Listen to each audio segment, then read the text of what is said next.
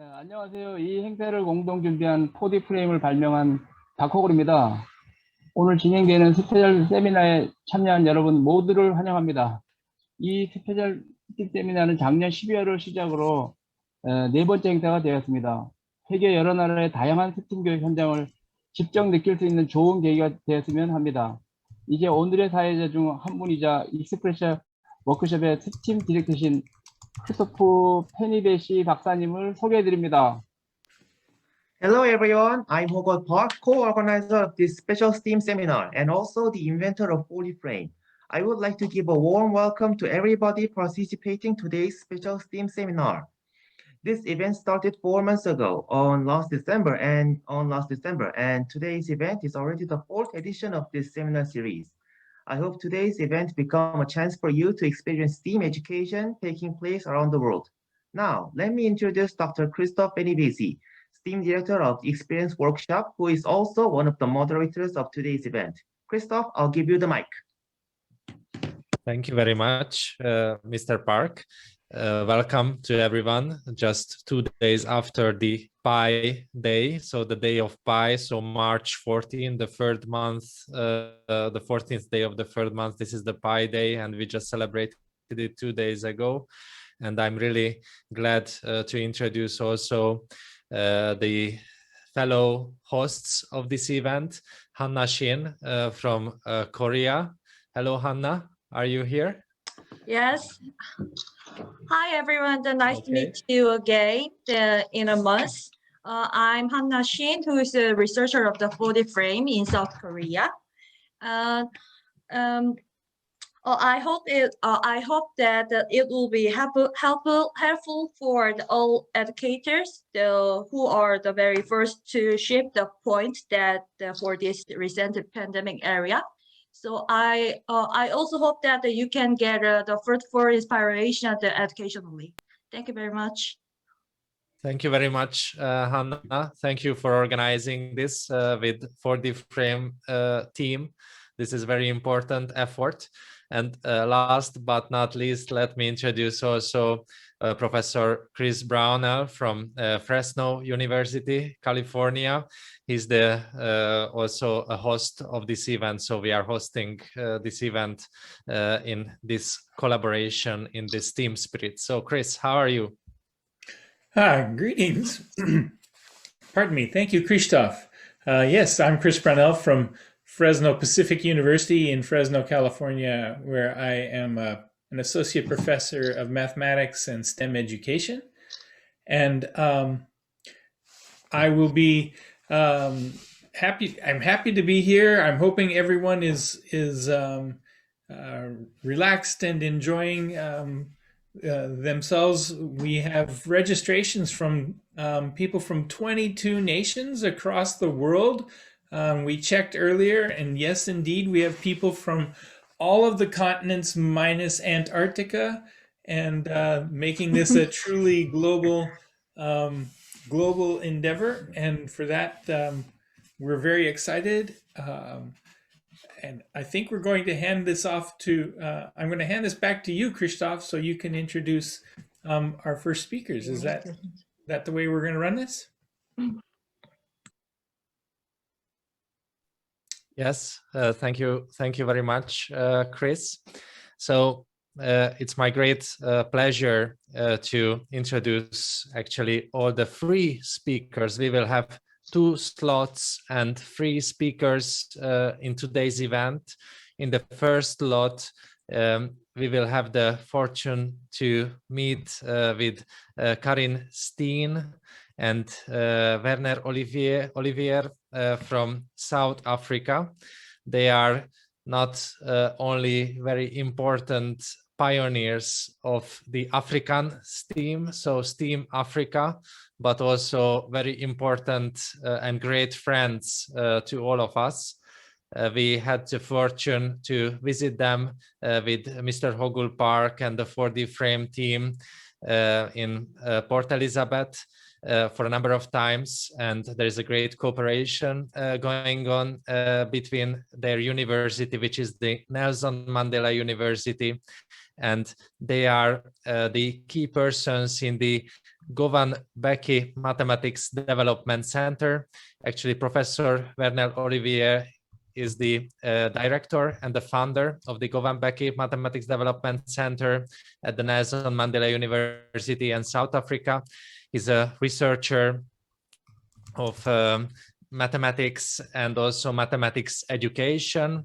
And also he's the founder of the GeoGebra Institute at the Nelson Mandela University. And he's a great pioneer in combining digital technologies with hands-on learnings, with a special attention also those schools which have challenges with finding resources for innovative activities. So they are really keen to bring innovation and 21st century and the future even to the poorest children. And we could see this and we could participate in this with Mr. Hogul Park and his team several times. So it's wonderful to have them here. They also have a huge teacher network in South Africa and also many connections throughout the African continent. And together with Werner Olivier, here is we have Carine Steyn, who is an academic project coordinator in the Govan Becky Mathematics Development Center at the Nelson Mandela University as well. So they are key colleagues with Professor Olivier. And she's the organizer of the National Math Art Competition for secondary schools in South Africa. This is a growing movement, quite huge movement. There are excellent, interesting input is coming from the children and from the teachers, and there is a great community is under development all over the country. So congratulations to these efforts. And Carine, also the coordinator of the TPAC Professional Development Project for mathematics teachers in the Eastern Cape. So we are really excited to hear and see what is happening currently in Africa, also in these challenging pandemic times. So they will have the floor for about 40 minutes. And then we will have question and answer sessions about 20 minutes. Then we will immediately switch on to another great friend and colleague from another continent, from South Africa. So South America. So South Africa and South America. So the Global South will be on stage today. Very good. And Diego Lieban will represent Brazil and the South African STEAM movement, and we will introduce him after the session from Werner Olivier and Carine Steyn. So if you are ready, we can start. So I give the floor to Werner Olivier and Carine Steyn, and I ask them to make their presentation on customized techno-blended model for STEAM education in South Africa. So the floor is yours. Thank you very much. You can ask or make comments, use the chat during the talk. Please be active, please interact with us. We will have all questions delivered to the speakers. And when there is the question and answer session, please be courageous to switch on your mic and camera and engage into live discussion with these excellent guests who we have today. Thank you very much. So the floor is yours, Werner and Carine. Thank you. Thank you very much, Kristof. I hope everybody can hear me. A warm greetings from South Africa. Good morning, good afternoon, good evening, depending on where you are. It is really a great privilege for us at the Govan Becky Maths Development Center to share a little bit about our work, our model for STEM and STEAM development in South Africa. Just to put this in context, I will take care of the first part of the presentation, and my colleague Carine Steyn will take care of the second part, more focusing on the STEAM activities of our center. We have some unique challenges in South Africa, like many parts of the world. So for us, it is all about trying to also link the wonderful initiative of STEAM education globally with the curriculum delivery in schools and making it part and parcel of the models that are utilized in our basic education system. So I will just quickly go over briefly some background about what our center is aiming for, and also some of the models that have emerged over the last 10 years. I must just correct from the program, I'm not the head of the mathematics and the applied mathematics at the Nelson Mandela University anymore. I used to be for 10 years, but I got more interested in mass education and using technology to try to empower young minds for the future. So for the last 10 years, I've been focusing on trying to build some customized model for the South African conditions. And it's all about responding to the learning expectations of our millennials, something that you know very well and that you're fantastic at promoting worldwide at the moment, and also to try to respond to the challenges of the fourth industrial revolution in the context of STEM education. So for us, since about 3 years ago, STEM education became very important to try to incorporate it into the model that we have been working on for the last couple of years. So some of our, educational paradigms that we really try to embed in our models for what is called, in our case, the techno-blended model in this country. Obviously the integrated use of technology is very important for us, even in the context of ordinary teaching in the classrooms, where in our country, mostly talk and chalk is still predominant in the classroom, traditional, teacher-centered offerings. So we're trying to change that whole paradigm, but at the same time also to integrate more general, STEAM interdisciplinary connections as well. Learner-centeredness is very important for us.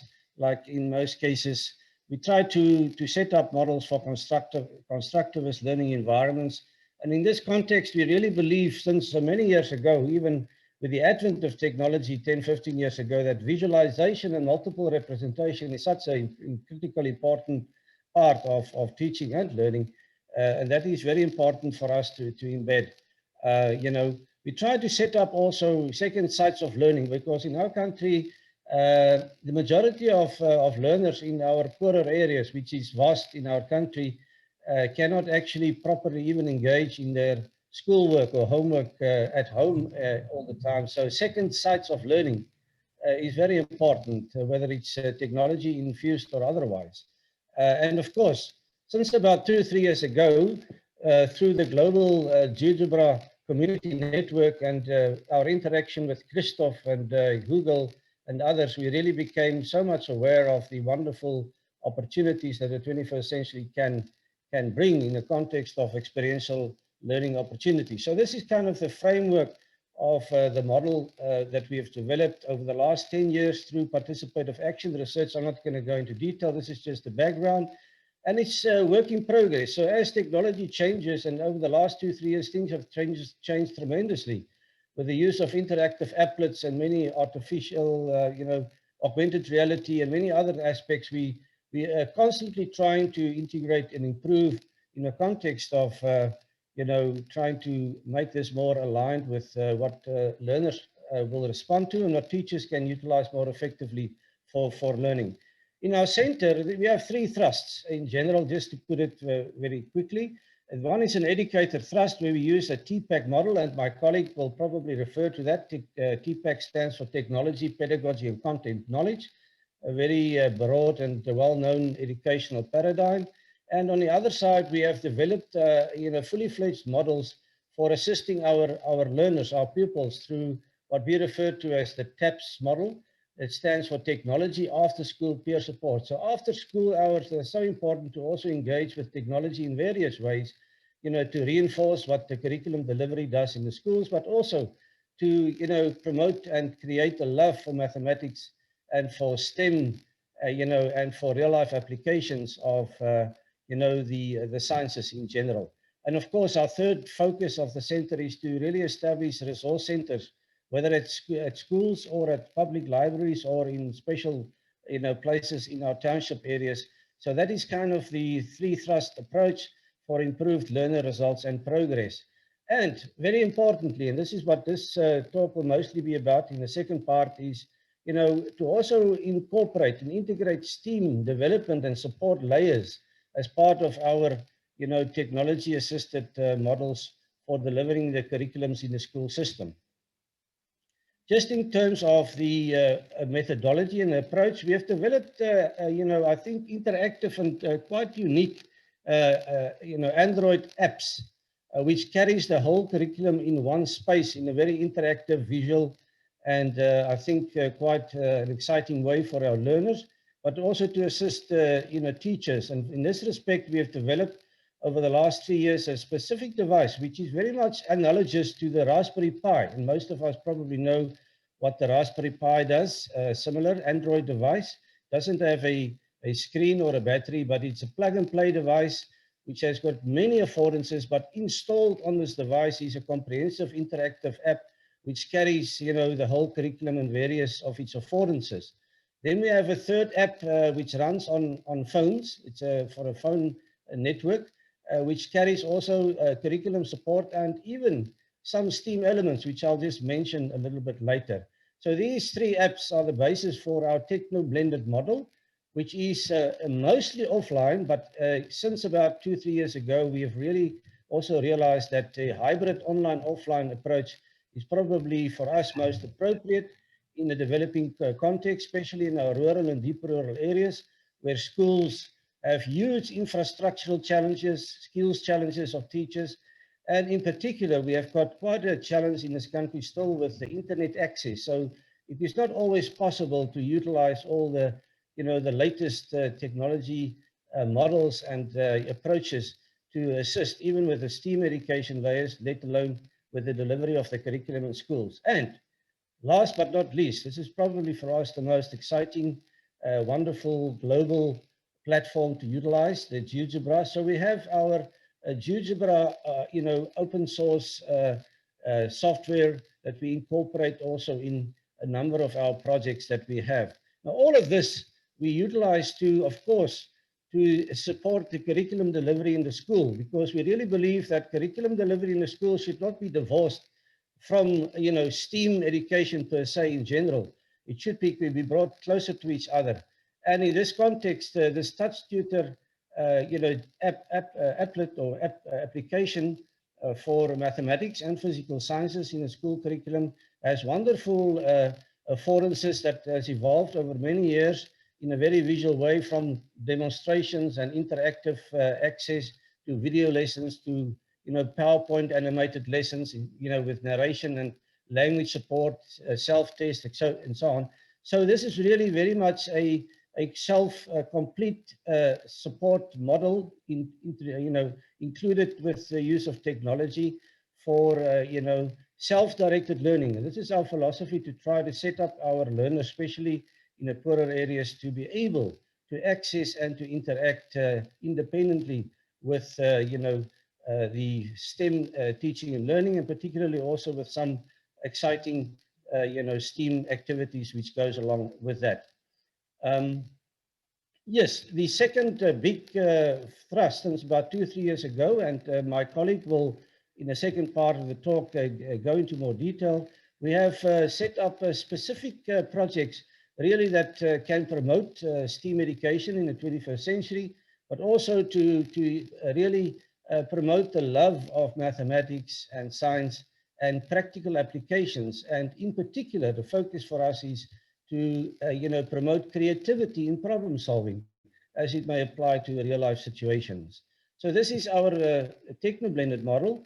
Let's say a little bit more just for a second about this unique device that we have developed. It's basically an Android. It's the same as an applet, tablet or a phone, but it doesn't have a screen or a battery, but it's very simple. And for various reasons, I think this, for us, in the context of South African conditions in education, it has many great advantages to enrich the, teaching experience for a teacher, but also for a learner in the classroom. It's very technically simple, just click of a mouse. So it's got the USB ports, so we can the teacher can use it by moving around. So it gives lots of flexibility and pedagogical power in terms of also to introduce the interactive learner-centered STEAM type learning experience in schools, but even after hours as well.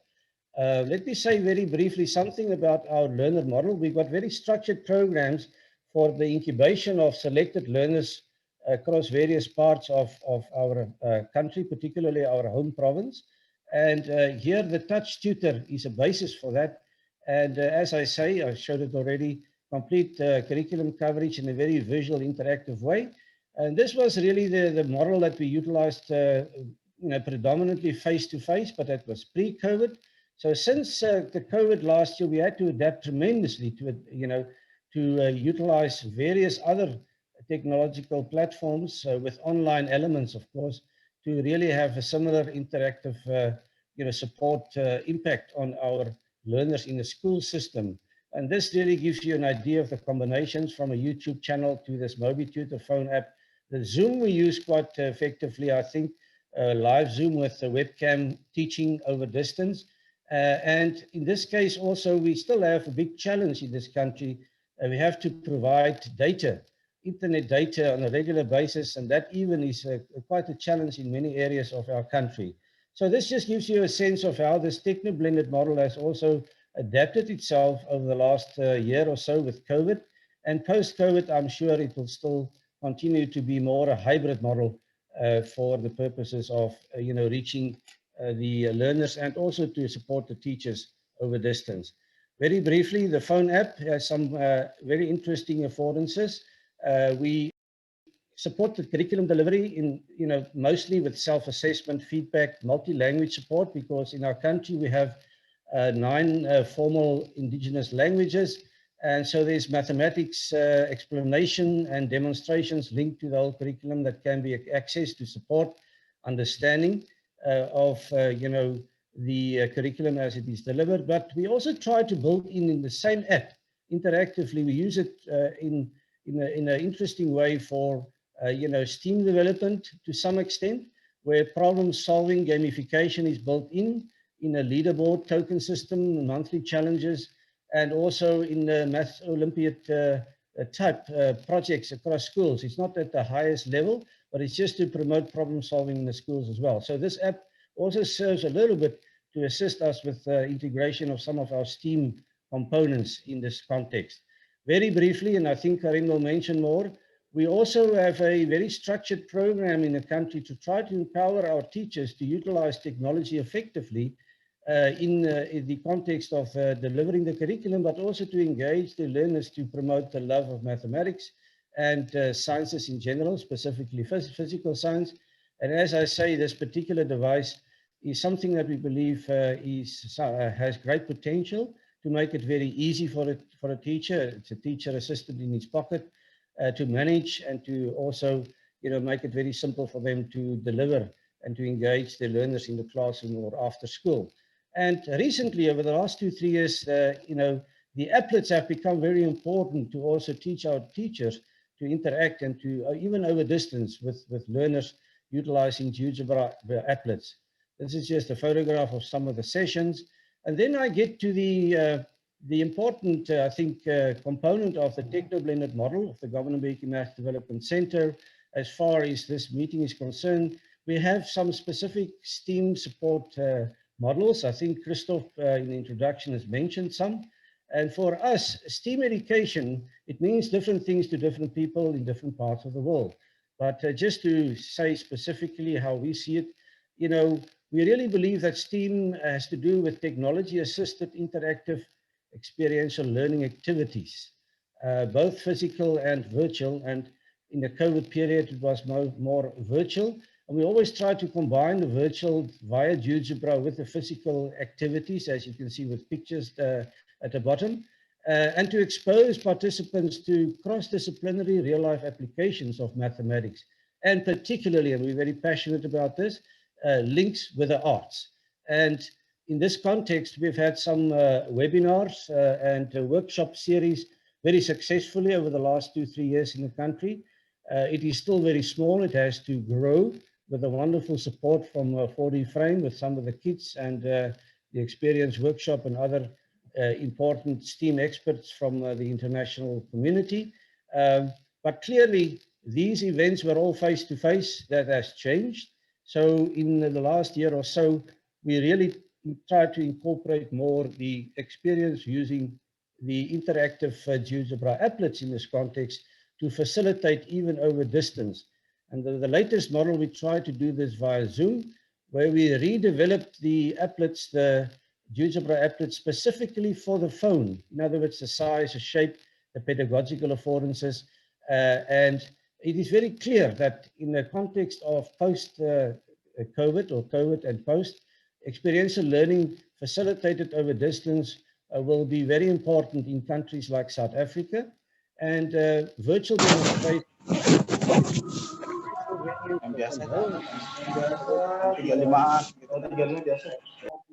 of promoting STEAM education, remote facilitation using virtual platforms like Zoom or equivalent platforms, whether it's synchronous or asynchronous, physical activities with, applets on phones. For us, is probably a very, very attractive option, and we're experimenting right at the moment with that, with great response from our teachers. And of course, it also provides the opportunity for inclusive participation at home, even with family members and so on. So this will be my introduction as far as the models and what we do at the center. So at this point, I would like to hand over to my colleague Carine, who drill down more about the specific projects aimed at STEAM promotion, in our country, as we do it from the Governor Mbeki Mass Development Center side. So I'm stopping my sharing now, and I will ask Carine maybe to come in and just take it from here. Carine? Hi, thank you, Werner. Yes, I'm going to share my screen and then continue. So I'm going to, as Werner said, drill down to the actual practical thing. And it's great for us to be able to share a little bit of our journey through STEAM with you. At our center, our focus is, as Werner said, is helping learners and teachers with maths and science. And through many years, we were mostly based or very much focused on having technology in under-resourced schools. But at this stage, since 2019, we have also incorporated a STEAM layer at our school. So we've started a series of STEAM initiatives, and this came, as Werner said, through partnerships with the GeoGebra global community and collaboration with other experts in the math art community, and also experience workshop, Kristof, Hugo, and everybody else. So we realized with our connections with them the potential of adding STEAM to what we're doing at the center. Traditionally, our programs in South Africa and also at our center were very much focused on dealing purely with the curriculum. So focused on doing maths and science. And we've now shifted it to include a few STEAM initiatives. We included it, as Werner said, to include experiential learning and to bring together more than one discipline in our programs. First of all, what we started with, and I'll show you some photographs just now, we started with some STEAM workshops to try and motivate learners from under-resourced schools to take part and to enjoy maths. Then we also did GeoGebra seminars and applets, and tomorrow afternoon there's going to be another GeoGebra webinar that Werner and his team are going to present to the teachers in South Africa to excite them even more about this dynamic visualization using GeoGebra applets. Then we also had some STEAM activities that were part of our teacher programs. So I'm also head of the teacher programs. And as part of that, we always have a little activity, short activities that teachers, first of all, try themselves, and then that they can use in their classroom that is linked to their curriculum topics and the topics that we are dealing with in that specific teacher program. And then one of the big programs, the National Math Art Competition that Kristof also referred to, that of course was started as a small project, but actually has become quite a big thing to us and a big project here. Now, first of all, just our STEAM workshops with the learners. We had all kinds of different topics. Here you can see a few photographs of projects where we had Waka towers and soccer ball demonstrations and playfully teaching learners how to enjoy maths, enjoy science. And then we also, of course, want to motivate them to reach out further. You can't really see on this picture here how they are laughing and enjoying the activities, but afterwards our feedback always was, wow, we've learned something and it was so much fun. We never thought learning or doing maths or doing science could be so much fun. And maybe you can just see on these photographs how focused the learners are. Now, all of these, of course, were pre-COVID experiences.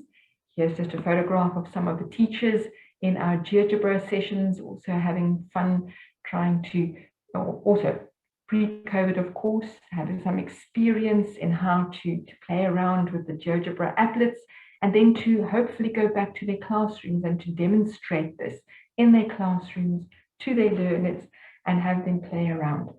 So we, of course, if I can just go back to the GeoGebra one here, what we always do during our teacher programs is we first of all have a session with them. Now, pre-COVID, it was mostly face-to-face. Now we do it virtually spread out over a week. We have sessions with them, and then afterwards we expect them to go and do these sessions with their learners and then to complete an assignment and send it back to us. Experiential learning, we also did, of course, the same playful experiential workshops that we had with the learners. We also do with the teachers, because we want them to go back and then themselves experiencing the fun and how much joy and learning actually takes place when you do this, to go back and do exactly the same with their learners. Now, after COVID, of course, so let's go back there. After COVID, we had most of the, or during COVID times, we had most of these workshops during webinars. And here's just two of the photographs that teachers sent back to us with some of the activities. The one on the left, measuring shadows, had to do with a trigonometry activity that the teachers went and had their learners measuring out shadows and then building triangles and measuring angles. And then also the stained glass function, one that I actually got from a teacher from the United States. She initially showed me what she did with her learners, and then we incorporated that and adapted it to our South African learners as well. So finally, I'm going to just talk a little bit about our big project, the Math Art Competition. Now, Math Art Competition was something that's grown to become quite a big thing, as I said. First of all, the competition started in 2018, and we initially started just as a small project, thinking that we'd excite the schools and the projects that we normally have in the Eastern Cape in 2018. And then we started with the focus of the competition for learners to see maths differently. So to have fun, see maths differently, and to be inspired by artistic connections with maths. The learners were expected to create a 2D artwork using maths, and then of course linked to a theme. And we also asked them to describe in a short paragraph how they connected maths and a theme in their artwork, because we also realized if you look at artworks, most of the artworks obviously have a lot of art and maths in them, but maybe more intuitively, and we wanted them to discover that and more look into it a bit more deeply. The outcomes of this project, there were a whole multitude of outcomes. Now, one of the positive outcomes that we had was that we realized that this gives learners a low threshold, non-expensive, and equal access to STEAM support programs. So the competition is completely free. Any learner can take part, completely free. Those who, first of all, couldn't send in their physical drawings, we supported them by giving them or getting sponsors or help sponsoring them to post their artworks to our center. And we also encouraged everybody to take part. So no matter whether you think your drawing is good or whether you think you're artistic, but we wanted them to take part. And then we also wanted equal access. So we didn't want learners to be discouraged because they were from a poorer school. So any drawing, no matter whether it's drawn in pencil or beautiful artwork in colored paints, everything was accessible to them, and it was judged on the same level. One another outcome that we realized of this project was that a lot of creativity was released and learners became motivated. And then another thing was also to bring recognition to teachers and learners, especially those from poorer communities and under-resourced schools.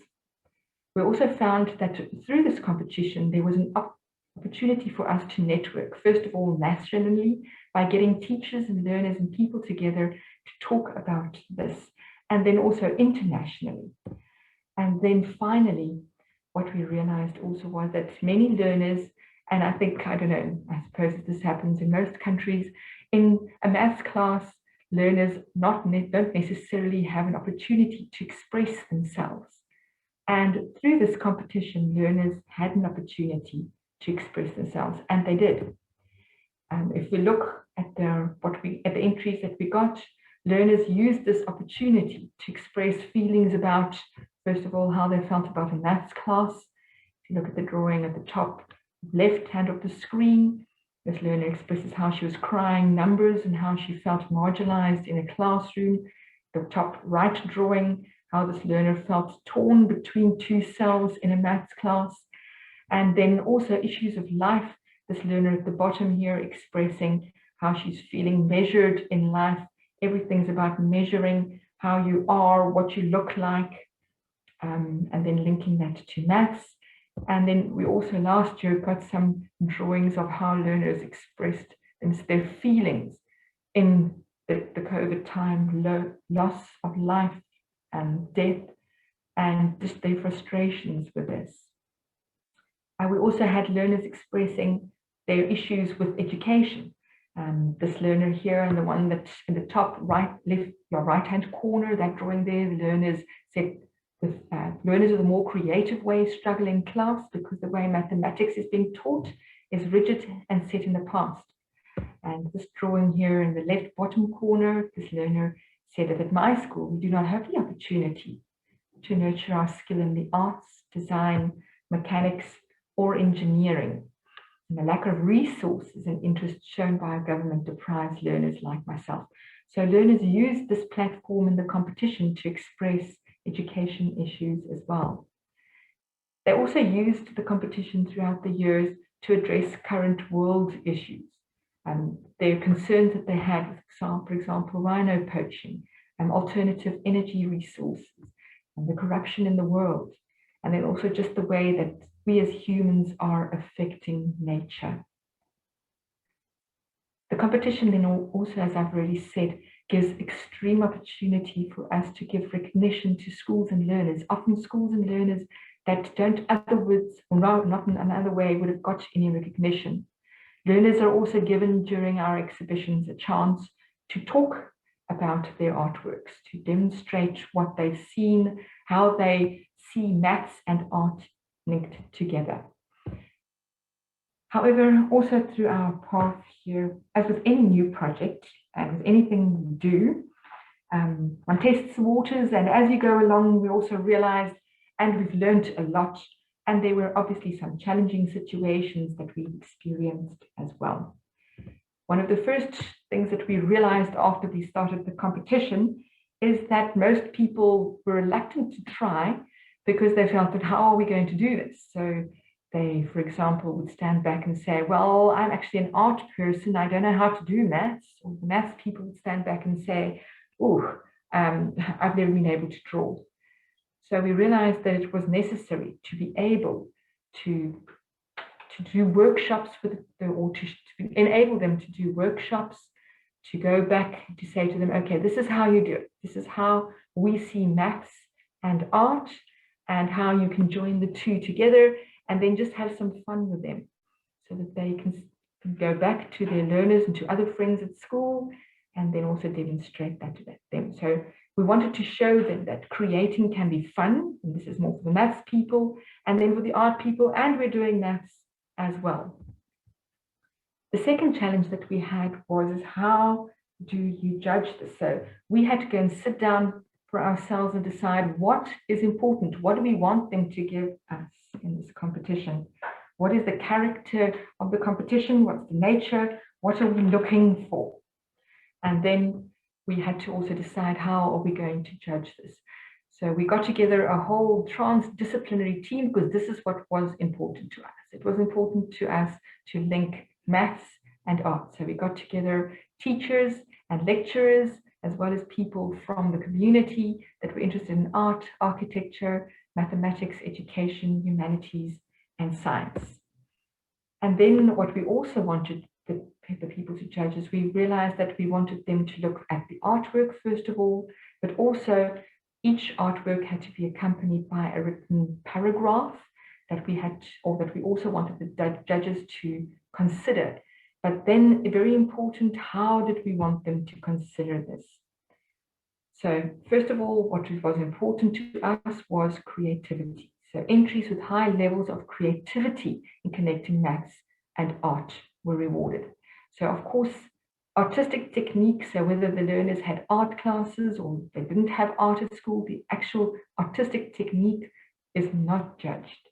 And then also the correct use of English is not scored as part of the adjudication process. So having a beautifully, fluently written art paragraph as part of this was not important. It was more important in how they creatively linked the art and the maths. At this stage, I must also note that it's important to note that English is not the home language of most of the learners, and that very few of our participants in the competitions actually attend formal art classes. So it was very important in the judging of these artworks to also set up our criteria so that the actual fluent written art paragraph or the paragraph written to explain the artwork is not judged on that basis, or that people are not fooled. And of course, looking at a beautifully colored picture sometimes can fool a person to think that that picture is obviously of a higher quality than something that may be on a crumpled piece of paper and drawn in pencil.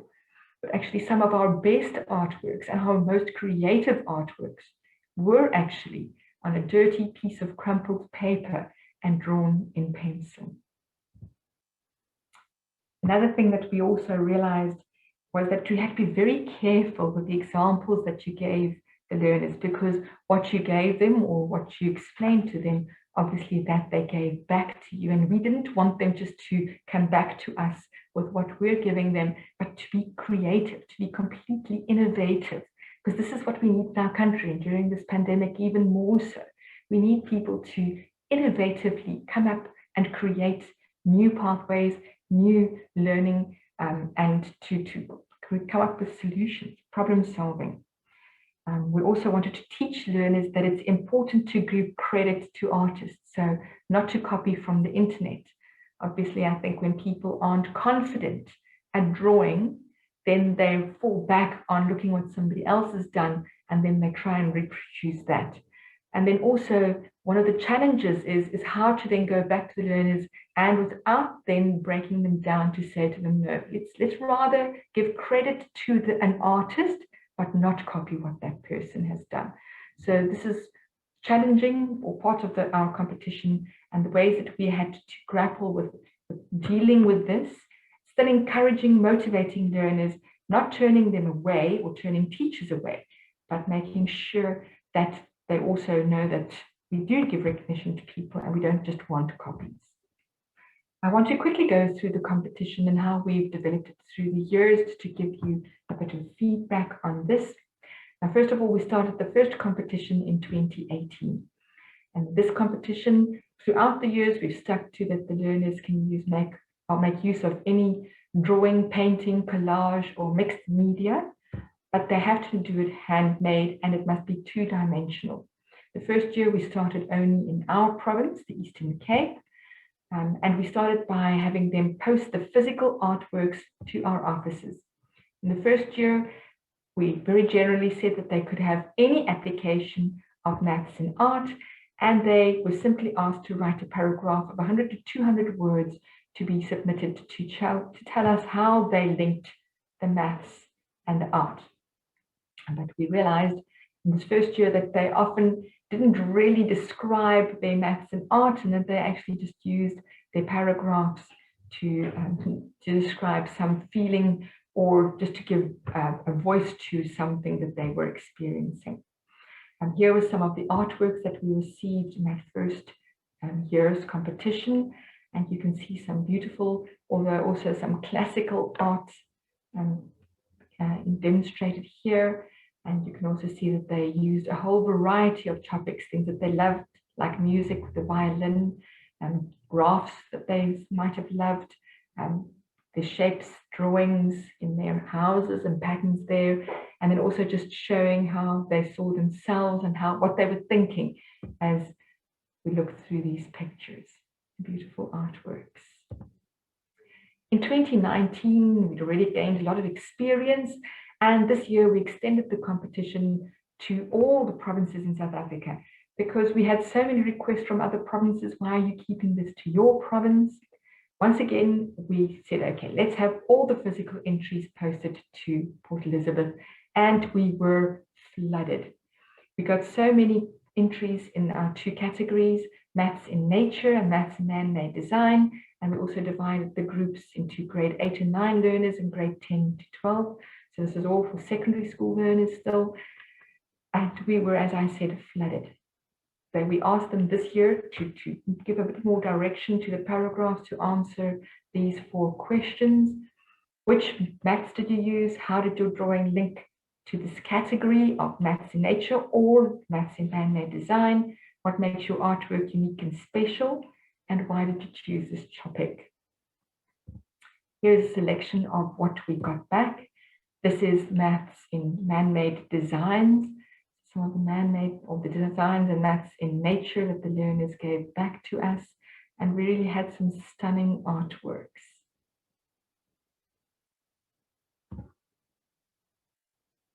There's more of maths in man-made designs and maths in nature. We had a whole lot of topics that were formed certain patterns. You might have seen quite a few drawings with artworks, bees in them. In 2020, however, last year, we realized at the end of 2019 that we couldn't handle the masses of pictures that came in. And then to just get them all posted back to the different participants was a complete administrative, almost, I can't say nightmare, but it was a bit of a nightmare to extent. So we started in 2019 already to build a competition website, and we wanted to move the competition online for the first round for all the learners in South Africa. So we built a website that was dedicated to the competition.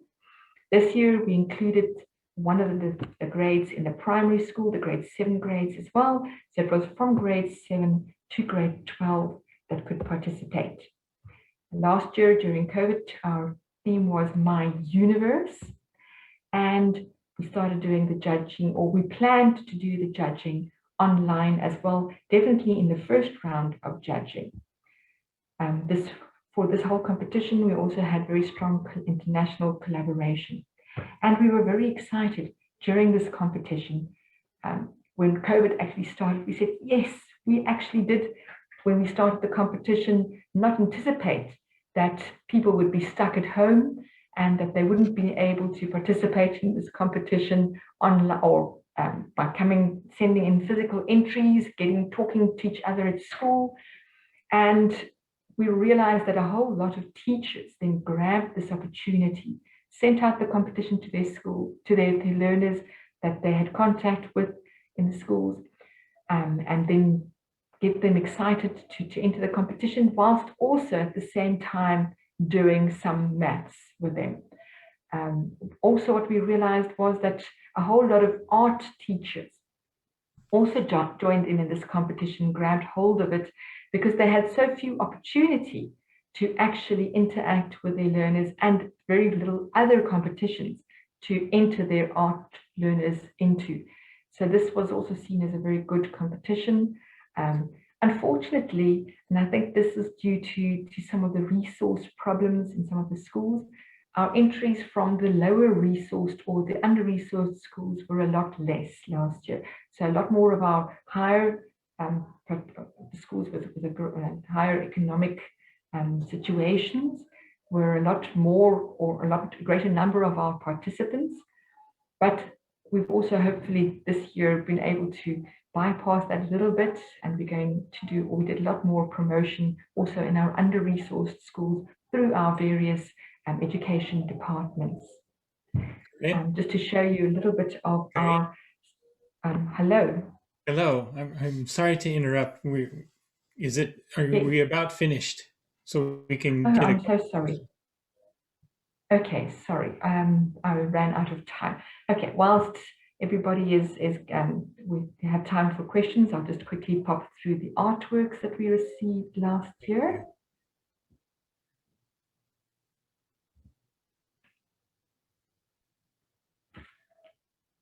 All right, and the competition for this year, once again online, and our theme, beautiful mathematics. Okay, so sorry. Thank you very much for being able to share something of our journey with you at a very practical level. Yes, if there are any questions towards myself or Werner, you're welcome to ask them right now. Bravo, Carine. Bravo, Werner. Yes, bravo. Wonderful. Thank you. There was an early question during Werner's talk. How can people get more information about the Gamma Tutor? Do you have a connection for that? Yeah, obviously the center is the connection. So I would probably in the chat just pop some contact details. If anybody would like to be in touch, they're most welcome. It's quite novel and it's fully developed. So thanks for that. And we can share more on an individual basis, I guess. Hey? Wonderful. It would be great.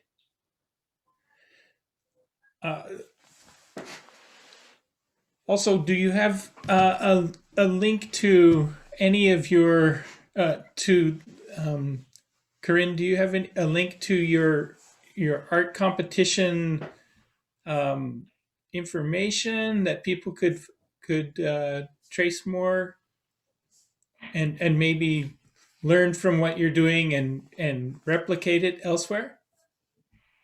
Yes, thank you, Chris. Well, our website, www.mathart.co.za, is where people can go and have a look at our website, how the entries work. Unfortunately, the entries are only at this stage for South African learners, but we at some stage also think of extending this internationally, but at this stage we're not quite ready yet for that. We also have a YouTube channel at our center for our center, so the same as our center's name, GMMDC at MMU. So on the YouTube channel, we also share videos, first of all, workshops that we have with our teachers in South Africa, just to explain a little bit more of the competition and how to excite their learners. So teachers can use that. And then the actual workshop materials that we did, I think if people contact us, we can collaborate on them and also show them a little bit more of what we do in our workshops, with the physical workshops and the other workshops that we have with the learners. We also have a Facebook page, I think, which will give people a whole lot of more information. I will share our link to the Facebook page as well as also our website address again in the chat afterwards. Thank you, Chris. Does that answer your question? It did. Thank you very much. Thank you. I also have a question though. This one's for me. You mentioned the inclusion of art teachers this year that seemed to be a new addition from the past, and my question is, how have you heard them responding to being involved in such a clearly STEAM connected activity where you're genuinely integrating the arts with? Well, it wasn't just last year. Last year there was a greater amount of them that took part, but in our I think in our first year, we promoted the competition mostly under the maths teachers, and then we threw it open. And last year, because of course it was online, I think that's how the art teachers became more joined up. And the feedback, Chris, that we had from them was that a lot of the art teachers and the maths teachers, even in the staff rooms, the art teachers sit in one corner and they collaborate, and the maths teachers sit in their corner and they chat over there. And all of a sudden, the art teachers had to now think of how to bring in maths. So they had to run over to the maths teachers and ask them, we're doing this competition. We need to use some maths. Could you help us? So yes, we actually did have the maths and the art teachers get together and start talking to each other. Maybe not as much as we would have liked to have had. And we thought amongst each other here at the center that this is a fantastic opportunity to do some research. So at the end of this competition this year, we're thinking of actually interviewing these teachers and asking, how did you bring you guys together to talk and collaborate, the maths and the art teachers? But I think even to us at the center who are mathematics people, this has been an enormously enriching experience. And just thinking about things, we all enjoy the art, but really getting down and thinking of how to stimulate and to use art in maths and in science. I don't know if Werner wants to add something to what I've said. I agree. It was quite a journey, and it's still a journey, and it's quite exciting what is possible, especially if we can tap some of the first world, let me call it that, models for STEAM promotion, etc., to see what is possible. Now we can integrate it in an innovative way in our challenging environment, and also working with our Department of Education. I must say, we don't do it in isolation. We try to work with the Department of Education as well in this country. They have their own challenges, etc. But I think it's important to kind of link what we do also with something that can assist with the delivery of the curriculum in the school system. Werner, how often do you have workshops with teachers to spread what you're doing at GMMDC? We try to do it as often as possible. The whole TPAC, professional development as a professional learning network model we have, as part of that, we always try to promote, and that is probably about 10 times a year, etc., that we have groups of teachers, depending on the funding, etc., because we self-funded, so it depends on where the opportunities are. But in general, we try to have webinars, etc., and more, using the Zoom platform and a digital approach. I think that could give us a broader reach. That's something we've also learned from you guys, Kristof and others, and I think that's a very effective way these days. It is possible even in our country to utilize digital platforms more to expose more teachers to workshops or, otherwise to specific activities linked to GeoGebra or other aspects of STEAM development. Well, thank you both again. I think it's about time for us to move on. I thank you very much. Excellent presentation. Thank you very much for the opportunity. We really appreciate it. So, I'd like to then segue to introducing Diego. Unless I'm going to be given the hook and told, no, we should do something else right away. But I think the right thing to do is to move on and introduce Diego Lieban.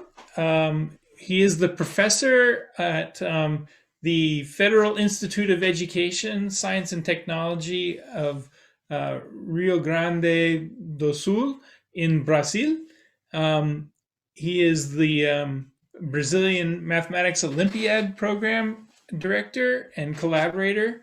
He has a PhD in STEM education earned recently from Johannes Kepler University in Linz, Austria. Congratulations again to you, Diego, where he focused in his his studies in the work around implementing 3D printing features in the GeoGebra platform. And he's taken part in Teachers for the Future in Finland and the Technological Development and Innovation in Education with that organization. And today he'd like to talk with us about playing with combined physical and digital resources in STEAM education. And with that, I will turn it over to you, Diego. Thanks, Chris. Thank you so much for this invitation, Hugo, Kristof, and everybody who is participating in this great seminar.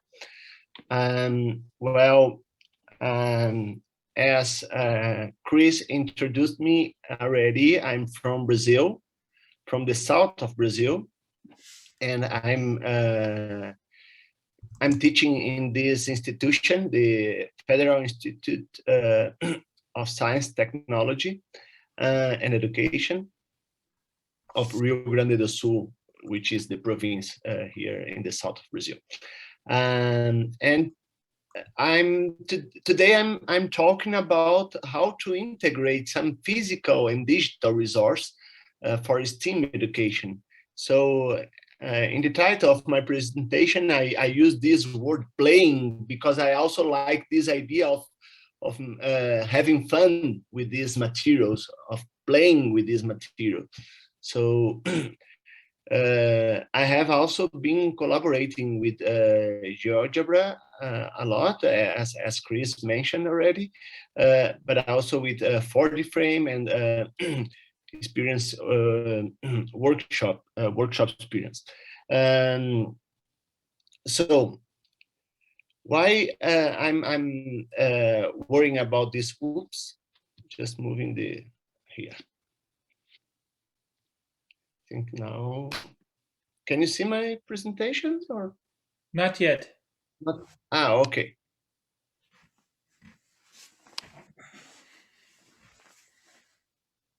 Sorry. All is forgiven. Now we can. It's okay now? Okay. So that's the title of my presentation. In fact, then playing with the combined physical and digital resource in STEAM education. As I said, just to emphasize this playful aspect of exploring this kind of materials. So let's talk about a bit of my initial motivation of using that. So the way that I'm thinking about teaching, and especially in STEAM areas, is as a creative practice or a creative process by using such materials, different materials that we can explore.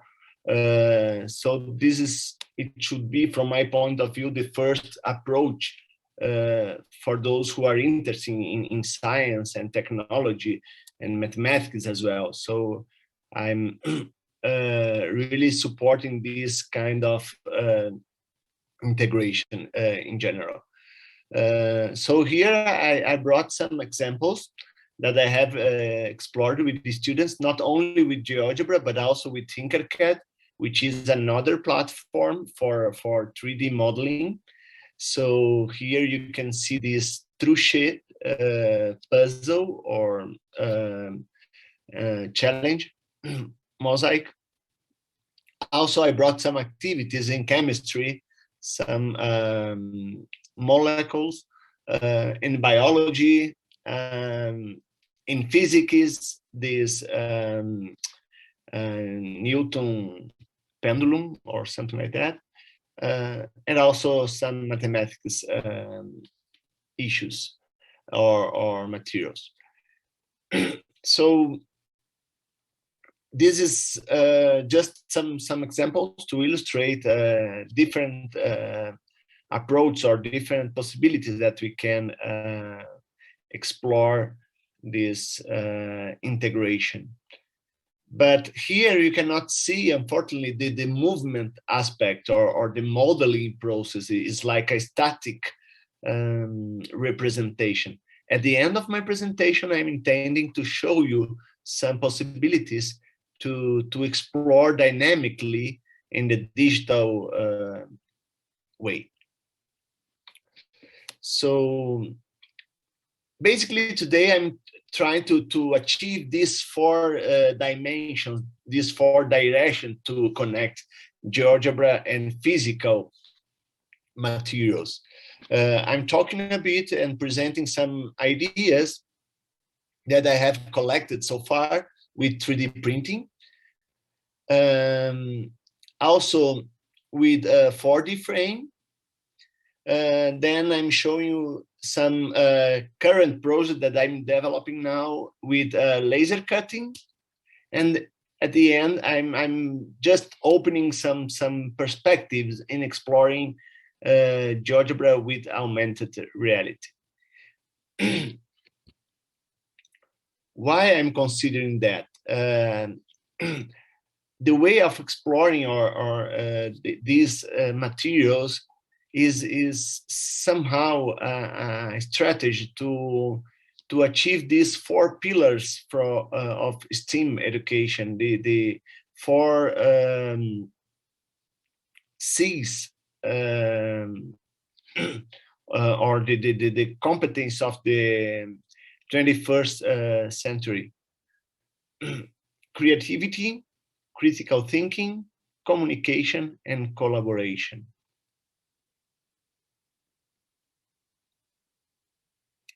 So just to start, I brought some possibilities with 3D printing. So I have an activity with cubes, for example, which means is an open-ended task.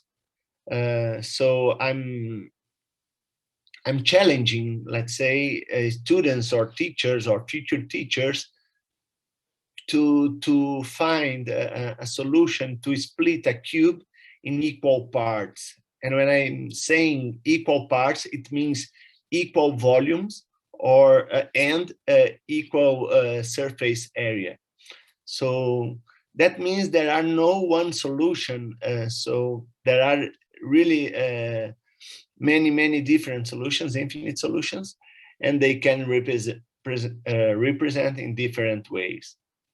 So here there is a classical one with these 3 pyramids, but I found also some creative solutions inspired by Escher.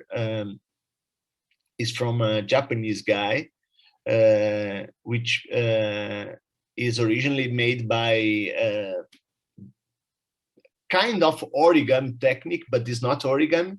It's also with paper folding, but it's a different technique. And I adapted for 3D printing. Here I brought another a set of solutions which were obtained from the same digital material. So I'm showing you later. We can start from this digital representation and just dragging these points that you can see here, the blue points, we can turn in these 3 different solutions, for example. Some other perspectives of exploring these kind of materials with 3D printing, I mean, is this Baravel spiral. So it's really connect with the art perspective. And going deep in mathematics, there is this nice representation from Cavalieri principle, or this Archimedean relationship is just a strategy to show this cylinder is equivalent to the sphere and these cones. So I got this inspiration in an Italian museum in Syracuse, from where Archimedes used to live, and but I got it in a really big model, and I thought at this moment it's like a hourglass, you know. So I thought at this moment it would be really nice if you could offer to teachers as a teaching material, no? And then I have printed out in this. It's like this size, more or less. I can show you.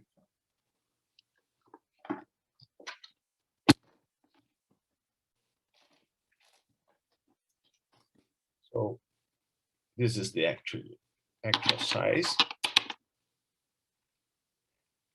And the idea, if you see here, there are some small holes. So just to work as a hourglass. So just moving on. Here, I brought some solutions from this activity that I mentioned before, from different audience. From on the right here in the top, you can see a solution from a 12 years old guy in Germany, in a workshop that we made in 2019. And here we have a solution from a prospective teacher, which is really imaginative or creative, but also inspired in some previous models that he had explored before. And this is a solution of a teacher or professor, actually, in a workshop. These both solutions were obtained in a workshop that I offered last year in September, I guess, or November.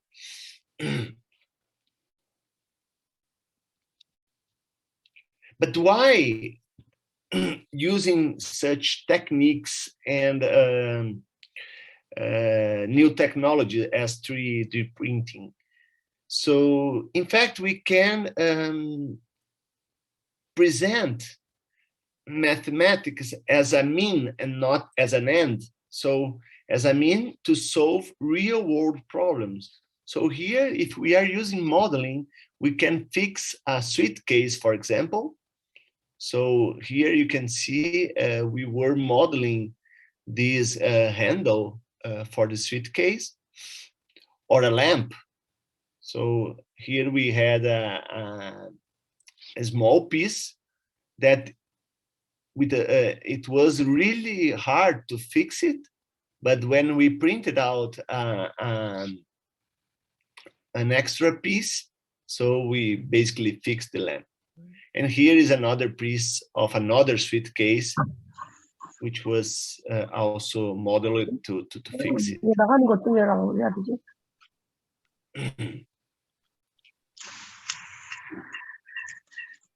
Is that okay? Okay.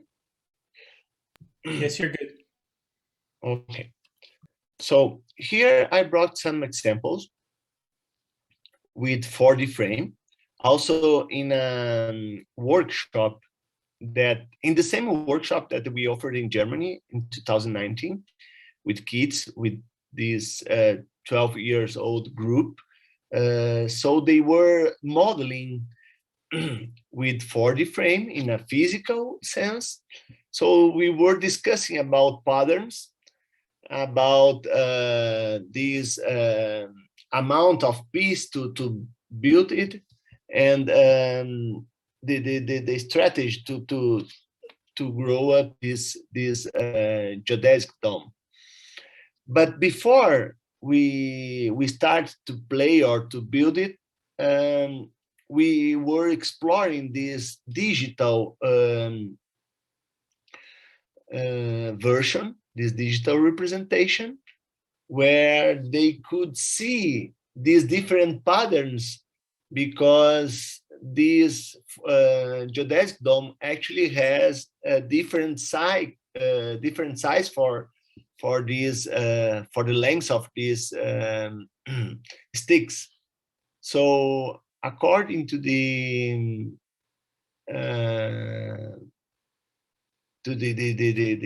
set of patterns of sticks, we can see different patterns on the geodesic dome, and this is really hard to see in the physical one, but is quite easy to see in the digital one. So they could interact with these applets, and they did a lot, in fact, before they start with this physical one. Also, another opportunity to explore these materials, this 4D frame, is modeling such kind of machines like a catapult. So I'm still intending to show you at the end some ideas inspired on by Da Vinci. So we adapt here in this 4D frame resource.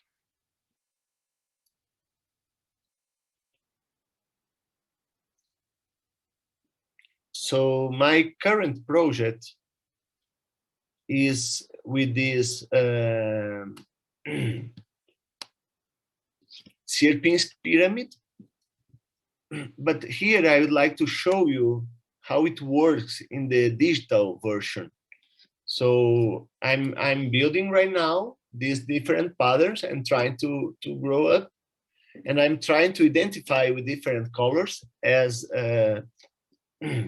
Werner and Carine mentioned before, this importance of connecting arts and math is also to consider these colorful aspects and how this use of colors can help in didactic sense.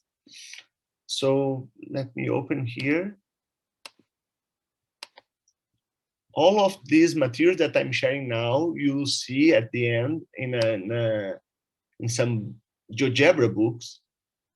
But here I'd like to show you now in which sense we can identify these patterns here. So here you can see the model. We can turn it around. And more interesting, we can change the number of levels or layers, if you prefer. So you might know that I'm using a proper pattern here. Bigger. So I have started with this one, and then I continue with 3 of them. And for the next level, I continue with the same pattern that I had before. It means 3 of this pyramid. But how should we continue from here? That's the point. Or how many sticks do we have in this whole pattern?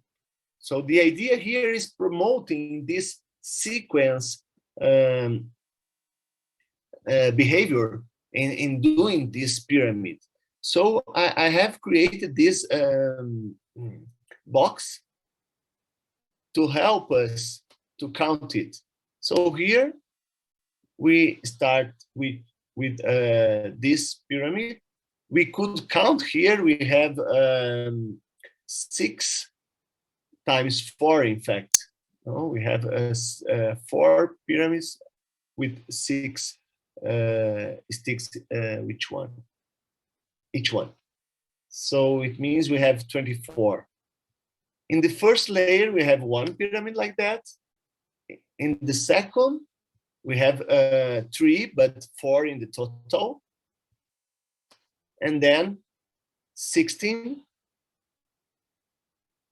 And here I put a question mark to trigger the students to think about what is the pattern here, what is the next level, how many pyramids do we have in the next level?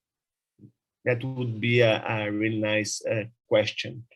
So in that case, we should multiply this number for 24, which is the total of sticks in each pyramid. So this is a strategy to count it, the total amount of sticks. So we can also see from different perspectives. So like artwork, if you look like that, and you can explore in that way. Okay.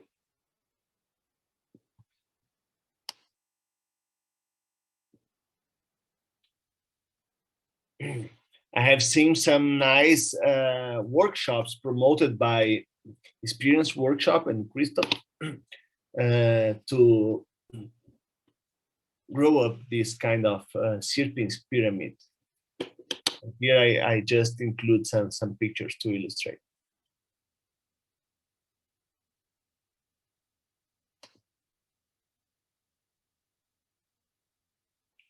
But why fractals? That would be a good question. It's not only to connect art and math. Actually, there are some correlations that we could do with studying fractals. So here I got some examples to generate this same pattern, this Sierpinsk triangle. Basically, it's the same that we can see on the bottom of this pyramid before, but also some related patterns, which are obtained more or less in the same spirit, in the same sense, but with different shapes. This work is developed by Robert Fathauer, but here is a quite famous fractal. It names this Sierpinski carpet. And which kind of association we could do with this current moment that we are living now? At least here in Brazil, the situation is really, really sad with this contamination of the COVID, the virus. And here we could think about that. If we consider the first square, it could say that we are contaminating 8 around, as you can see, and then each one 8 more and 8 more and 8 more. It means if we have a kind of factor by 8, we are always multiplying by 8 and adding with the previous one. So we have an exponential behavior here that we could compare somehow with this current situation that we are living now. So I think this kind of work is important to not only for math or art, but also to promote this kind of discussion in a social and educational sense. From here, then, I'm moving to the laser cutting, and then you can see how we can get these laser cutting models from GeoGebra. So here, I brought some models that I got already done in GeoGebra, and I was basically exporting to this proper format to cut it out or to burn it out. For those who doesn't know how it works, I brought 2 videos just to let you know how fast is this process, especially when we compare with the 3D printing process. Is much faster. On the other way around, is the we basically can cut it out flat shapes, and 3D printing we can print solid shapes. So here you can see how it works. It took like 1.5 minutes to cut it out, this piece. And at the same time, you can see the display which is shown in the monitor of the laser cutting machine. So basically, we can follow the process at same time in the monitor, in the display view.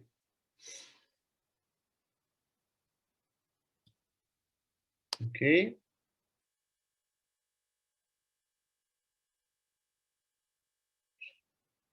Something interesting to model this kind of fractals is to explore a GeoGebra feature using sequence. So it's a nice way to save our time actually in doing that.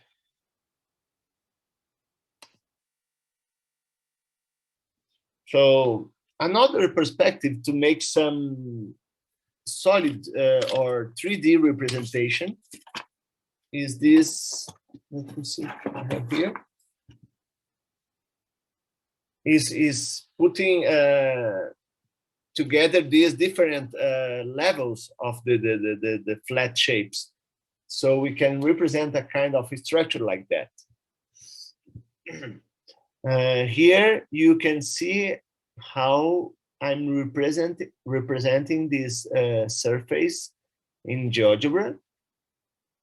So this is a nice problem. I put here the problem-based learning because actually it was a question or that a student of mine asked me, and at the beginning I was not sure, and I told him, well, let's investigate together that. If you know the cycloid is a well-known curve in mathematics. It has this shape, like you can see here in the pink flat model in the left side, and is, well, I would say well known in math that the area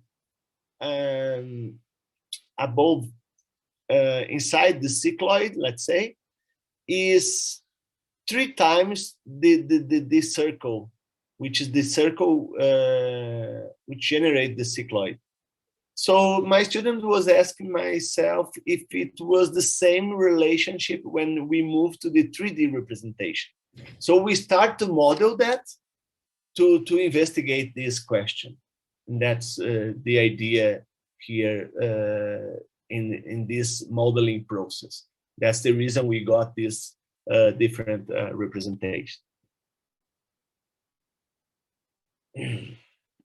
But from my perspective, from my point of view, I think it's a good way to connect, again, math and art.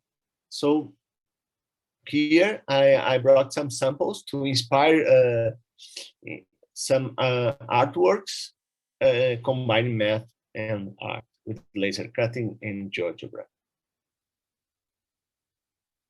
Also, we can model some games either in the digital way. So as you can see here in the left side, this is something that I developed with the students last year in a project. So like teenagers, students. So we modeled this game, is a board game, but since we are living in this pandemic situation, just in order to play online, we were modeling this game on GeoGebra platform. And after that, we decided to model it, the physical piece of this game, using some GeoGebra features. We were modeling here point by point, just to generate the curve around the shape. And finally, we got this representation here.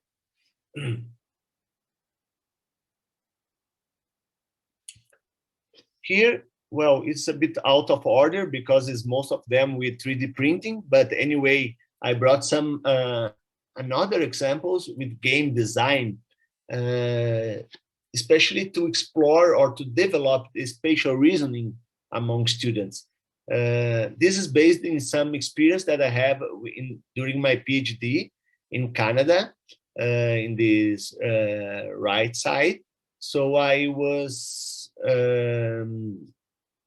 triggering students to model this kind of games here. And it was really interesting to observe how they were challenging themselves to get the proper shape as they wanted, actually. So, for example, here they played first, but after that they were modeling some adaptation from this game. So they were creating new pieces just in order to make a new game. And here is a classical game, is the set game, is a logical game. It's really a nice game. By the way, it was created by a biologist during her PhD. And I just decided to adapt this game in a 3D version.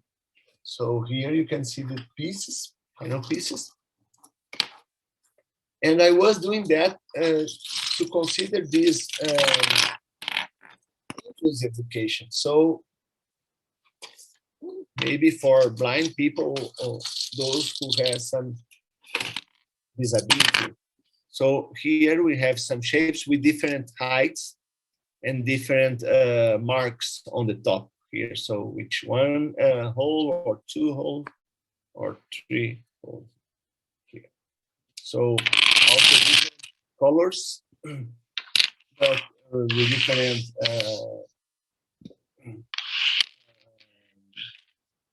patterns.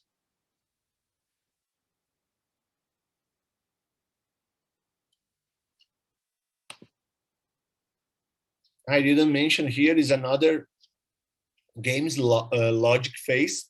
It's a really nice game that I have adapted in GeoGebra platform, so you can test it online. And here is a nice game, La Boca, that we have adapted in a giant size, let's say, real big size. So now we are coming back to these laser cutting ideas. So here I just have collected some possibilities. For example, this is a combinatoric or an activity to develop these combinatorial skills, and I have adapted to inclusive education. So basically I have turned these colors in some hole with different shapes inside. So for blind people play as well. But also I brought some different ideas for doing some games or activities with this laser cutting. Here is a really nice calendar that is also a puzzle. So it means you can fit the piece every single day of the year in a different way. So here was February 11th. So, but you can get different solutions. And here you can see my really current project, just to show you how can we consider 2D and 3D representation with this laser cutting process. I'd like to show you here in GeoGebra how it works. For example, this is a kind of mosaic, but we can explore the relationship between the areas. So if you observe, the question here is to investigate about the dodecagon area. So basically is the colorful part inside. But if we rearrange those pieces, we got these 3 squares. So here you have a dynamic representation of that. It's not mine, I got from a Brazilian colleague, Marco Manetta, but this is the same representation that we had there. So it's just an alternative to show this, how it works.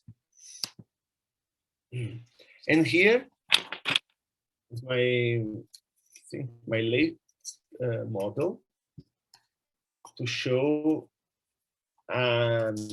dodecahedron. So I just put this flat piece together, and that's all. So here I just include some challenge that we had so far in make this process. We are trying to connect these GeoGebra files, which means are in SVG format, to this laser cutting machine. This is the laser cutting machine. But we have to pass through a DXF format. So basically what we intend to do is doing that more directly. So we have some struggles sometimes, but we are trying to fix that somehow. And finally, I have just 2 more slides. I decided to show you a kind of timeline of this 3D representation in GeoGebra. So I just remembered in 2011, I developed this representation of a cylinder. It was based on this palm heart or palmito in Portuguese. And I had a particular question regarding the area of the surface if we cut this palm heart by an oblique plane. But at this time, in 2011, GeoGebra didn't have the 3D representation, in fact. So I had to model that in 2D. Even it seems like 3D, but actually it is in 2D, simulating a 3D representation. In 2014 or 2015, I guess, it came out this 3D representation in GeoGebra. So I have presented this problem in a conference in Linz, and a colleague of us, Anthony Orr, represented in this version, 3D version. But right now, what I'm doing is even considering the augmented reality to explore this kind of exercise. So it's more exploratory. If you noted before, I have used these rolled toilet paper rolls to represent. But now I'm considering this is for a course that I'm offering in April now, next April.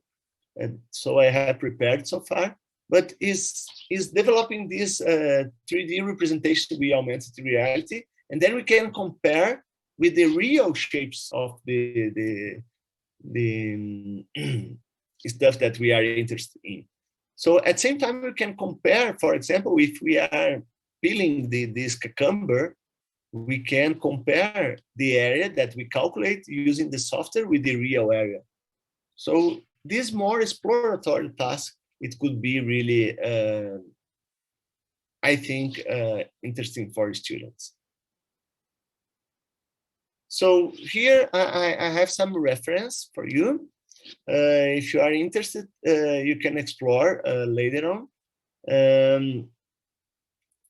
And here I would like to show you briefly this project. So basically that was the starting point from my PhD. My PhD was connecting physical and digital resource, but it was based on this activity that I have developed with my students in 2000, from 2010 to 2015. where they represented these Da Vinci machines. So here you can see different representation, a boat or a hammer. And we also have this rotatory bridge here. I think I can show you briefly in another presentation that I have here. Let's see. I think it's better to realize. And then I finish. So here. So here you can see the model, the physical model. So they have made with these sticks and the digital model at the same time. So they made that in 2015. It was my first approach in this 3D version in GeoGebra. So here are some other models that they have made. And here just some theoretical framework. But something important that I would like to highlight here in this presentation is this kind of cycle. Just some projects.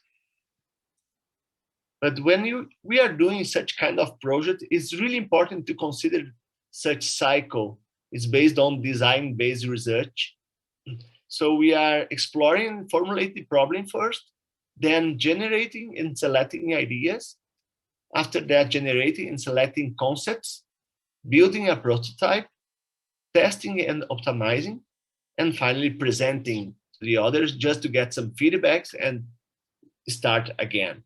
So here, another cycle that I have used during my research. And here some considerations about key aspects in new pedagogies as STEAM education. Global citizenship, collaboration, ethical responsibilities, communication, creativity and imagination, real-world problem solving, critical thinking, and the use of ICT for learning.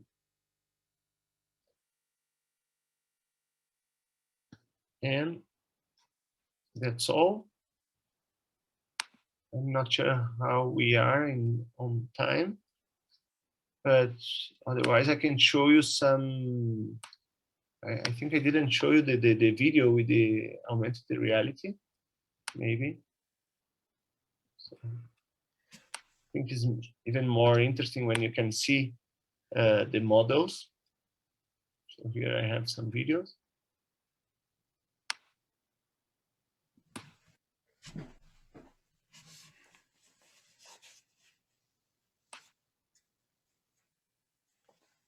So you could see the 3D printing model as well. And here is the way to put this 3D model together with the real shape, the real.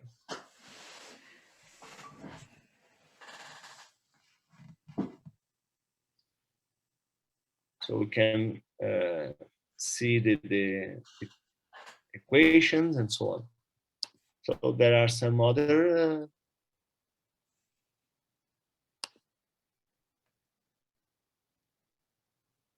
structure like an onion or like an egg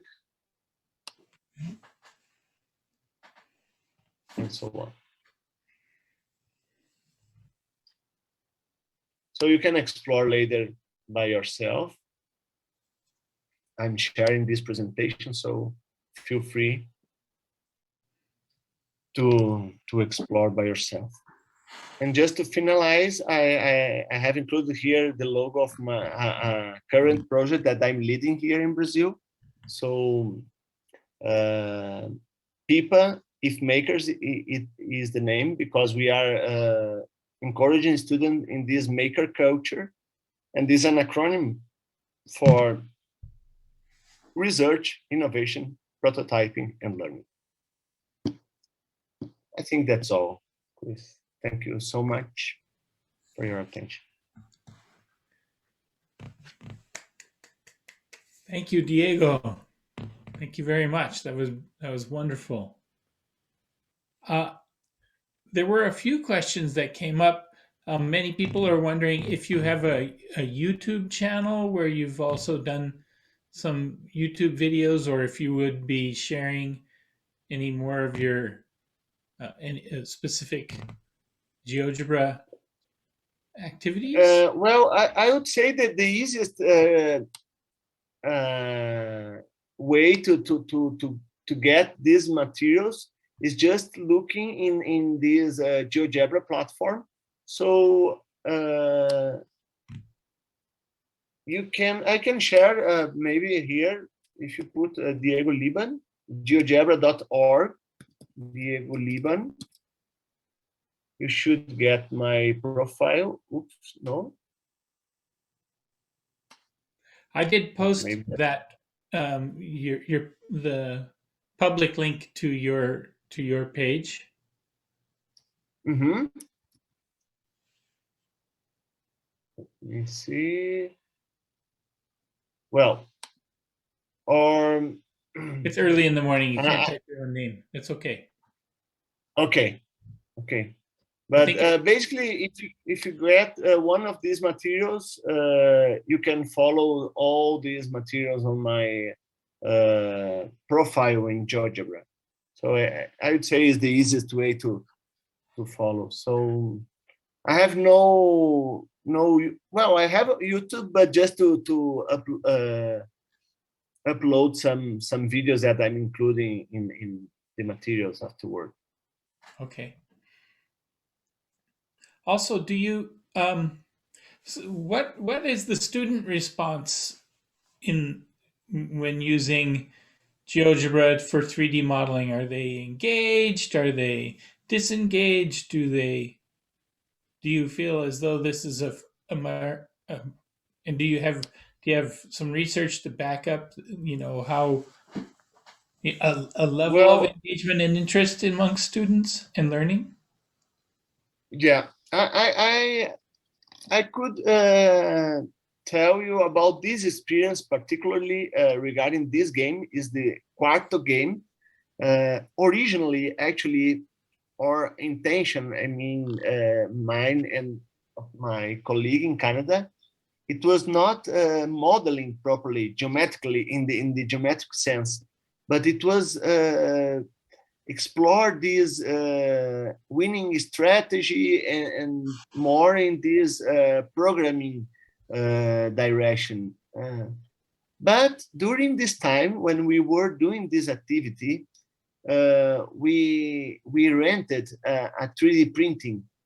So when the students saw the 3D printing at school, in the school, they got really, really excited, and they just gave up this programming direction, and they said, well, now we want to model that and to print out the pieces, because we had the game as an example, and then they decided by their own to model this piece. And something that happened that was really, really interesting from our point of view, it was that it was they decided to change the shape of the pieces. Originally, the pieces are like that, like circles, as you can see on the screen, but and also with squares instead of triangles. And they asked us, or could we do like triangles instead of squares? And we said, for sure, because the game is basically the same. It doesn't matter which shape you are using. But when they started the model, they realized actually they needed to get the inner circle point, the central point of the triangle. And that was harder than the square, in fact. So in the square, it's quite simple to get the middle point if you get the middle point of two opposite vertices. But in triangle, it's not that obvious. But they didn't give up. They continued with that because it was a challenge that they made themselves, or they proposed themselves. And that was really interesting. when they felt connected with the problem that they proposed themselves, they were more engaged, let's say, somehow. So suddenly there was a reason to know that the intersection of the angle bisectors of an equilateral triangle meet at the in-center. No, it's not. Yeah. They got it in at the end, but it took a time. It was not immediately. Okay. No, yeah, right. That's even better. They had to struggle and learn it and overcome, and now they'll never forget. So yeah, exactly. Yes. And they really got there by their own. I mean, they were exploring GeoGebra, some GeoGebra tools, and finally they managed it. But as you said, they will never forget, I hope. Yes. So we hope. Thank you very much, Diego. That's always like a very rich journey, a great experience to see your talks with this abundance of materials and resources and ideas. So it's really like a firework. So I would like to ask the participants of the meeting that is there someone who would like to switch on microphone or camera or both and interact with any of the speakers, with Diego or Carine or Werner? Until you collect your courage, I also would like to ask Hanna. Hanna, are you here? That we received some questions beforehand during the registration process. Would you like to tell some questions to any of the speakers today? Yes. We already got the question in advance for the speakers. So yes. So I would like to choose the one of the with the most topic relevant questions. Okay, we have choose some of these among the questions. Let's see. Let us ask.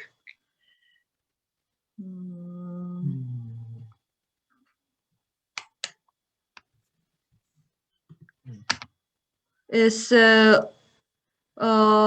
the one of the question is from Indonesia. Is yes. that yes? I think it's not quite a specific question, but I will just delivered it. That is the how to deliver certain mathematics area through STEM. Is it effective in the secondary school students? The question Diego, is from Indonesia. Yeah. Yes. Meanwhile, Diego, if you can finish screen sharing and we can see you. Okay. So could you please repeat the question, Hanna? Yes, that is the how to deliver certain mathematics area through STEM. Is it effective in the secondary school students? Okay, what's your experience with secondary school students, Diego, in STEAM, and also what's the response to STEAM in Brazil? How do you see the general response from teachers and also to the children in secondary school? Well, I didn't mention, but actually I'm here in my institution. Usually I'm teaching for high school students and in future teacher training programs. And I have to say STEAM is quite new as well here in Brazil. There is a big movement right now, but it's still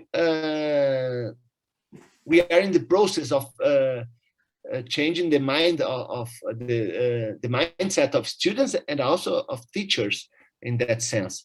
But I would say we should start considering this kind of approach that we are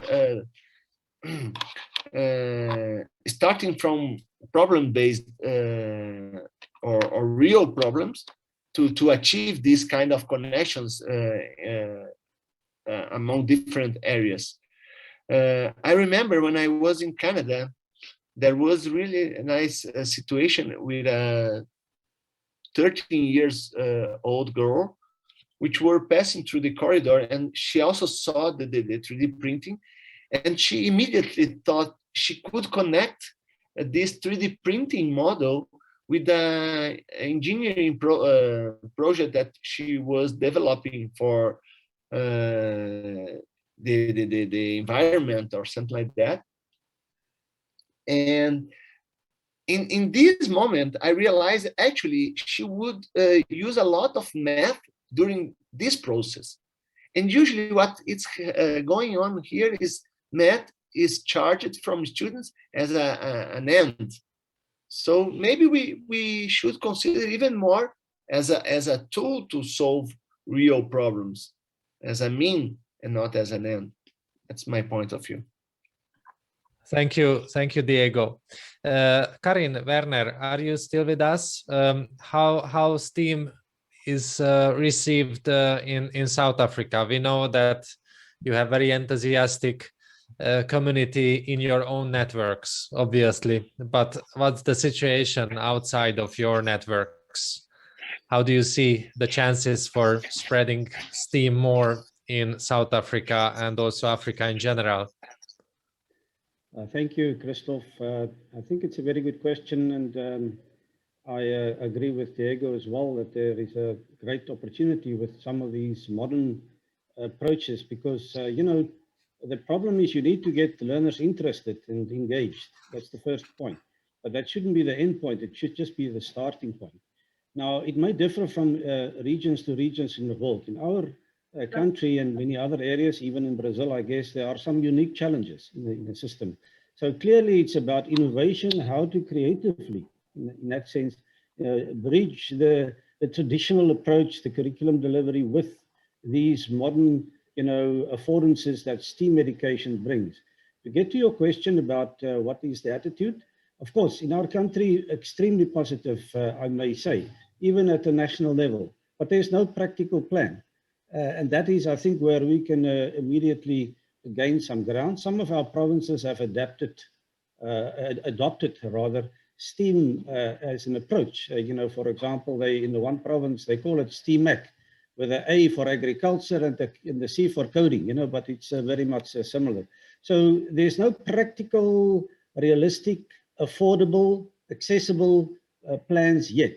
And this is where I think a platform like GeoGebra with all the affordances are a fantastic, stepping stone for countries like ours to really get engaged in these, virtual or hybrid, physical, and I agree that is the approach. So clearly we try to, and it's very popular. By the way, we have incorporated GeoGebra for many years in our professional development with in-service. We work with hundreds of in-service teachers. And I can tell you without any favor or otherwise that this is the most exciting and valuable component in our reviews with teachers. You know, we traditionally engage them with laptops, you know, with the offline installation. But I do think that there's huge challenges in under-resourced areas. So what we do recently is more with the applets. I think, more or less aligned what Diego does. Maybe not as advanced, but at the very basic 2D level, etc. So I think they are fantastic, support for this, and hopefully we can extend it with the help of our partners internationally, like yourself. So thank you very much for this opportunity and other opportunities that you create to share this. Thank you so much, Werner. Carine wants to add something to what I've said, but this is more or less just in a nutshell. No, I don't have much to add, except that I can just emphasize that it's really good for learners to, in the secondary schools, to excite them about certain topics. But at this stage in South Africa and schools that we've been working with STEAM is not integrated completely into, so subjects are still taught as silos, but it's a question of getting the maths teacher, for example, just to use like a STEAM activity as an entry point into a section of work, or as something to use to keep the learners' interest in maths, or to investigate a certain topic in another way. So instead of the traditional teaching chalk and talk, to investigate it in a little different way, but there is not very much resources. So that's what we are trying to do, is to develop lesson parts or lesson plans or activities that can be incorporated into the curriculum, because teachers feel that they have very little time in class. So they don't want to take a period to try something new if it doesn't really link to the learning that they're doing in the classroom. So yes, that's all I can Thank you. add. Thank you. Thank you very much, Carine. And actually, we are heading to the very last minute of our event. So, and of course, very huge questions are coming in. This is how it's always the situation. So you got the big question when there is not anymore too much time to discuss it, but obviously, Charlotte Graham and Muhammad Husnul Kuluk has an interesting point shared in the chat, and they want from you the magic recipe. Okay, so if you can share us the magic recipe in 1 minute, not more than 1 minute, all speakers. Okay, Carine, Werner, Diego. So I think the point is real life problem solving related to real life, the real phenomenon-based learning on the one hand, and there are the digital tools and GeoGebra and mathematics all around. So which comes first? How the investigation is taking place? The math or the investigation first? What's your magic recipe? How it goes? Okay, so please one by one share your point with us very briefly and very practically. Okay, are you ready, Carine? Yeah. Okay, yes, I can say that I think that the ideal is if the investigation could come first, but there needs to be some groundwork laid in maths first. So you first need to teach some basic concepts, things. Let's just take a geometry example. We have to teach them the angles and measuring lines, and then you can use that to investigate further formulas, and then literally let the children investigate using practical models and tangible pieces of puzzles that they can work with, and then also using GeoGebra. Thank you. Werner, what's your magic I think, in my humble opinion, it's all relative, but I think the process should be inductive. So the investigative process should be paramount, but it should be driven with a specific goal in mind, of course, and then it should be really colored with the right appropriate technology and experience, and with real life connections, and particularly a future making, experiential sort of component for it to be really impactful for learners. In this regard, of course, to us, in the context of the developing countries, at least, access is the big issue. So you have to be very careful how you structure your integration of technology. Thank you. And Diego, you as a math chef who is cooking with math and building bridges, real bridges with real children, how do you respond this? I'd say it's a bit hard to say, in fact, but I would agree with Werner. You should structure very well the plan.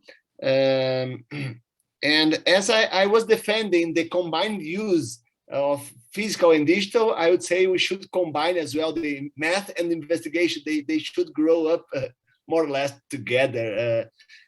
What should come first, in fact, is the motivation. And then everything is coming later. Okay, so it's easy. It's very easy. No challenge. There only motivation, and everything will be easy. Okay, thank you so much. Chris, would you like to conclude this meeting and Hanna on this motivating way? Sure, I'd love to. I would like to weigh in on that. I think the big question is really Werner hit a very good idea, starting with an inductive process. we started that way as humans. We didn't start off deducing things. We started off inducing things, and deduction came later in humanity's history. So I think we all need to learn in that same way. But I am very excited to see more of these STEAM things happening. Let's continue this conversation every month, and even more often as possible. If possible, and we will continue to improve this situation for all learners. Thank you a lot, Chris. I'm sure that if this terrible pandemic will be over, this should be one of the practices what we bring into the new normal. These meetings shouldn't be stopped or interrupted. We must go on and provide the motivation to each other and also to our own context. Hanna, we will have a big conference coming up in the spring. Would you like to say a word about that and also maybe share the link in the chat so we could conclude this, and then let's stay in touch, and we will inform you about the next meeting in the next month. But first, please, about this upcoming conference.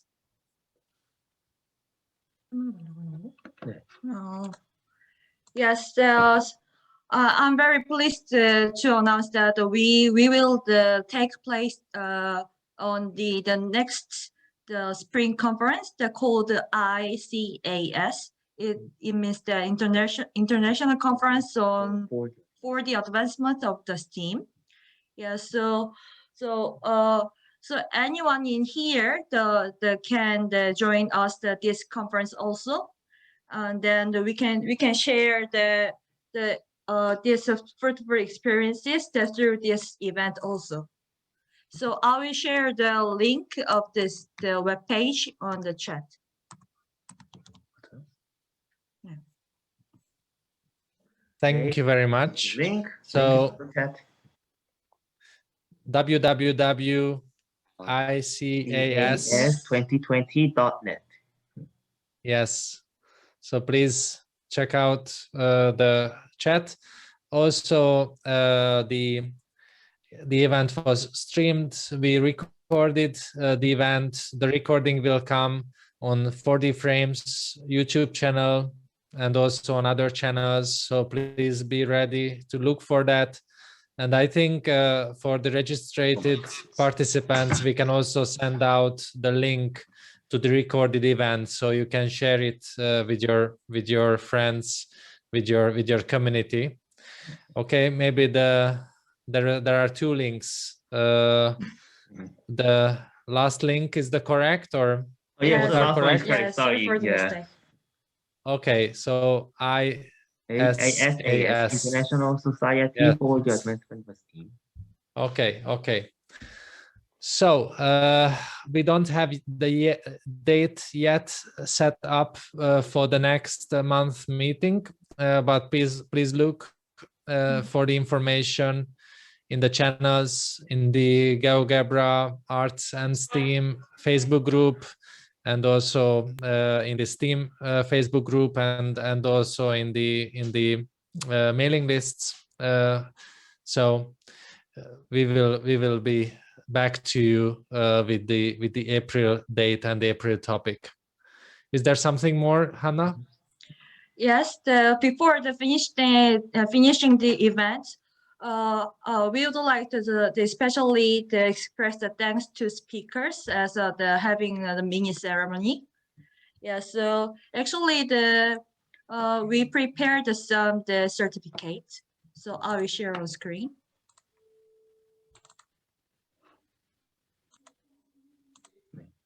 소장님. 네, 소장님 저기 말씀해 주시면 됩니다.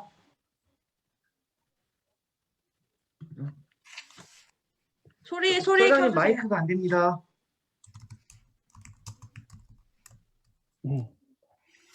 자, 오늘 세미나에서 좋은 발표를 해주신 세 분의 감사의 의미를 담아 감사장을 드리고자 합니다. 베르너 올리비에, 카린 스테인, 디에고 리에반, 세 분께 오늘 3월 16일 스페셜 스팀 세미나의 발표자로 참석해 주신 데 대한 감사의 의미를 담아 이 감사장을 드립니다. 감사합니다. 축하합니다. Okay, let me translate in English. We would like to give a certificate of appreciation for today's speakers. Certificate of appreciation. Certification of appreciation is we present this to Werner, Olivier, Carine, Steyn, and Diego Lieban for being part of our panel of speakers at our monthly special STEAM seminar series on this day, March 16, 2021. Thank you very much for participating once again. Thank you for the giving effort to prepare for this event, as the sharing your fruitful experiences to all educators. Thank you very much.